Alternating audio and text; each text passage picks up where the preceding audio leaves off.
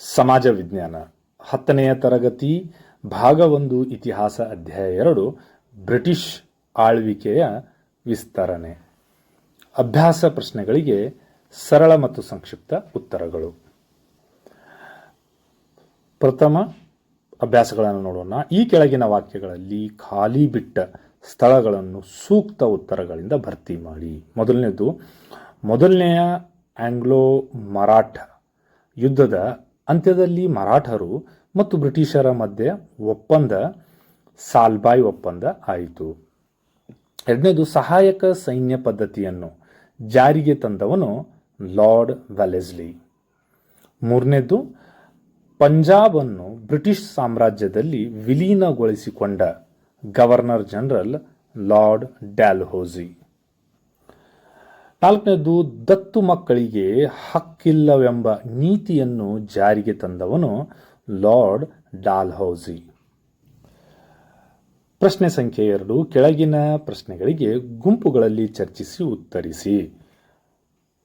5, ಮೊದಲನೆಯ ಆಂಗ್ಲೋ ಮರಾಠ ಯುದ್ಧಕ್ಕೆ ಕಾರಣಗಳನ್ನು ವಿವರಿಸಿ. ಉತ್ತರ: ಮೊದಲನೆಯ ಆಂಗ್ಲೋ ಮರಾಠ ಯುದ್ಧ 1775ರಿಂದ 1782ರಲ್ಲಿ ನಡೆಯಿತು. ಅದಕ್ಕೆ ಕಾರಣಗಳು ಈ ಕೆಳಗಿನಂತಿವೆ. ಮರಾಠರು ಮೊಘಲ್ ಚಕ್ರವರ್ತಿ 2ನೇಯ ಶಾ ಆಲಂನನ್ನು ಮತ್ತೆ ದೆಹಲಿ ಸಿಂಹಾಸನದ ಮೇಲೆ ಕೂರಿಸಿದರು. ಮೊಘಲ್ ಚಕ್ರವರ್ತಿಯು ಕೋರ್ ಮತ್ತು ಅಲಹಾಬಾದ್ ಪ್ರದೇಶಗಳನ್ನು ಮರಾಠರಿಗೆ ನೀಡಿದನು. ಇದರಿಂದ ಬ್ರಿಟಿಷರು ಮತ್ತು ಮರಾಠರ ನಡುವೆ ವೈರತ್ವ ಉಂಟಾಯಿತು. ಪೇಶ್ವೆ ಮಾಧವರಾವ್ ಮರಣದ ನಂತರ ಉತ್ತರಾಧಿಕಾರಿಕ್ಕಾಗಿ ಕಲಹ ಉಂಟಾಯಿತು. ರಘುಬಾ ಬ್ರಿಟಿಷರ ಸಹಾಯ ಕೋರಿದನು. ಬ್ರಿಟಿಷರು ಈ ಅವಕಾಶವನ್ನು ಬಳಸಿಕೊಂಡು ಮರಾಠರ ವಿರುದ್ಧ ಯುದ್ಧ ಆರಂಭಿಸಿದರು. ಪ್ರಶ್ನೆ ಸಂಖ್ಯೆ 6, ಸಹಾಯಕ ಸೈನ್ಯ ಪದ್ಧತಿಯ ನಿಬಂಧನೆಗಳಾವವು ವಿವರಿಸಿರಿ. ಉತ್ತರ: ಲಾರ್ಡ್ ವೆಲೆಸ್ಲಿಯು 1798ರಲ್ಲಿ ಸಹಾಯಕ ಸೈನ್ಯ ಪದ್ಧತಿಯನ್ನು ಜಾರಿಗೆ ತಂದನು. ನಿಬಂಧನೆಗಳು ಈ ಕೆಳಗಿನಂತಿವೆ. ಭಾರತೀಯ ರಾಜನು ತನ್ನ ರಾಜ್ಯದಲ್ಲಿ ಬ್ರಿಟಿಷ್ ಸೈನ್ಯವನ್ನು ಇರಿಸಿಕೊಳ್ಳಬೇಕು. ಸೈನ್ಯದ ವೆಚ್ಚವನ್ನು ಆಯಾ ರಾಜ್ಯವೇ ಭರಿಸಬೇಕು ಅಥವಾ ಪ್ರದೇಶಗಳನ್ನು ಬಿಟ್ಟುಕೊಡಬೇಕು.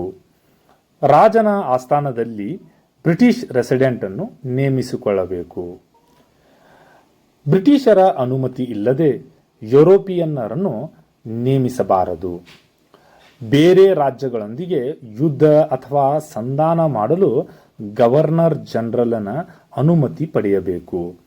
ಪ್ರತಿಯಾಗಿ ಬ್ರಿಟಿಷರು ಆ ರಾಜ್ಯಕ್ಕೆ ಆಂತರಿಕ ಹಾಗೂ ಬಾಹ್ಯ ರಕ್ಷಣೆಯನ್ನು ಒದಗಿಸುತ್ತಾರೆ.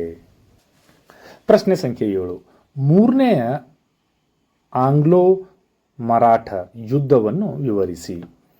ಮೂರನೆಯ ಆಂಗ್ಲೋ ಮರಾಠ ಯುದ್ಧವು 1817ರಿಂದ 1818ರಲ್ಲಿ ನಡೆಯಿತು. ಪೇಶ್ವೆ 2ನೇಯ ಬಾಜಿರಾವ್ ಬ್ರಿಟಿಷರ ನಿಯಂತ್ರಣದಿಂದ ಮುಕ್ತಗೊಳ್ಳಲು ಪ್ರಯತ್ನಿಸಿದನು. 1817ರಲ್ಲಿ ಪೂನಾದ ಬ್ರಿಟಿಷ್ ರೆಸಿಡೆನ್ಸಿಯ ಮೇಲೆ ದಾಳಿ ನಡೆಸಿದನು. ನಾಗ್ಪುರದ ಅಪ್ಪಾಸಾಹೇಬ್ ಮತ್ತು ಹೋಳ್ಕರ್ ಕೂಡ ಬ್ರಿಟಿಷರ ವಿರುದ್ಧ ಹೋರಾಡಿದರು.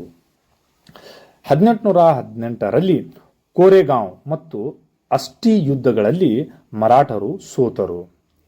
ಪೇಶ್ವೆ ಪದವಿಯನ್ನು ರದ್ದುಪಡಿಸಿ ಬಾಜಿರಾವ್ಗೆ ವಿಶ್ರಾಂತಿ ವೇತನ ನೀಡಲಾಯಿತು. ಶಿವಾಜಿಯ ವಂಶಸ್ಥರ ಪ್ರತಾಪ್ ಸಿಂಹನನ್ನು ಸತಾರಾದ ಆಡಳಿತಗಾರನನ್ನಾಗಿ ನೇಮಿಸಲಾಯಿತು. ಇದರೊಂದಿಗೆ ಮರಾಠರ ರಾಜಕೀಯ ಶಕ್ತಿ ಅಂತ್ಯಗೊಂಡಿತು.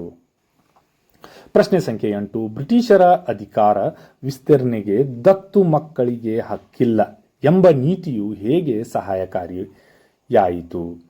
ಉತ್ತರ: ಲಾರ್ಡ್ ಡಾಲ್ಹೌಸಿಯು ಈ ನೀತಿಯನ್ನು 1848ರಲ್ಲಿ ಜಾರಿಗೆ ತಂದನು.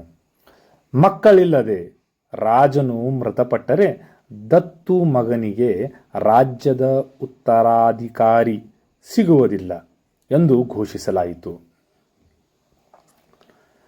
ಅಂತಹ ಸಂಸ್ಥಾನವನ್ನು ಬ್ರಿಟಿಷರು ತಮ್ಮ ಸಾಮ್ರಾಜ್ಯದಲ್ಲಿ ವಿಲೀನಗೊಳಿಸಿಕೊಂಡರು. ಈ ನೀತಿಯಿಂದ ಅನೇಕ ದೇಶೀಯ ಸಂಸ್ಥಾನಗಳು ಬ್ರಿಟಿಷರ ಆಳ್ವಿಕೆಗೆ ಒಳಪಟ್ಟವು. ಇದರಿಂದ ಬ್ರಿಟಿಷರ ಸಾಮ್ರಾಜ್ಯ ವಿಸ್ತರಣೆಗೆ ಬಹಳ ಸಹಾಯವಾಯಿತು.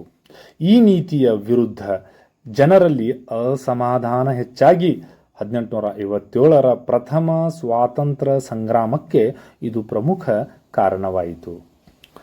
ಪ್ರಶ್ನೆ ಸಂಖ್ಯೆ 9. ದತ್ತು ಮಕ್ಕಳಿಗೆ ಹಕ್ಕಿಲ್ಲ ಎಂಬ ನೀತಿಗೆ ಒಳಪಟ್ಟ ರಾಜ್ಯಗಳಾವವು? ಉತ್ತರ: ಸತಾರಾ, ಜೈಪುರ್, ಸಂಬಲ್ಪುರ್, ಉದಯಪುರ್, ಝಾನ್ಸಿ, ನಾಗಪುರ್. ಕೆಲವು ಪರೀಕ್ಷೆಗೆ ಮುಖ್ಯವಾದ ಅಂಶಗಳು: ಸಾಲ್ಬಾಯಿ ಒಪ್ಪಂದ 1782, ಸಹಾಯಕ ಸೈನ್ಯ ಪದ್ಧತಿಯು 1798, ಸಹಾಯಕ ಸೈನ್ಯ ಪದ್ಧತಿಯ ಸಂಸ್ಥಾಪಕ ಲಾರ್ಡ್ ವೆಲ್ಲೆಸ್ಲಿ, ಬಸೀನ್ ಒಪ್ಪಂದ 1802, ಮೂರನೆಯ ಆಂಗ್ಲೋ ಮರಾಠ ಯುದ್ಧ 1817ರಿಂದ 1818ರವರೆಗೆ, ಮೊದಲನೆಯ ಆಂಗ್ಲೋ ಸಿಖ್ ಯುದ್ಧ 1845ರಿಂದ 1846ರವರೆಗೆ, ಎರಡನೆಯ ಆಂಗ್ಲೋ ಸಿಖ್ ಕದನ ಯುದ್ಧ 1848ರಿಂದ 1849. ದತ್ತು ಮಕ್ಕಳಿಗೆ ಹಕ್ಕಿಲ್ಲ ನೀತಿ ಜಾರಿ ತಂದನು ಲಾರ್ಡ್ ಡಾಲ್ಹೌಸಿ. ಪಂಜಾಬನ್ನು ವಿಲೀನಗೊಳಿಸಿದ ಗವರ್ನರ್ ಜನರಲ್ ಲಾರ್ಡ್ ಡಾಲ್ಹೌಸಿ.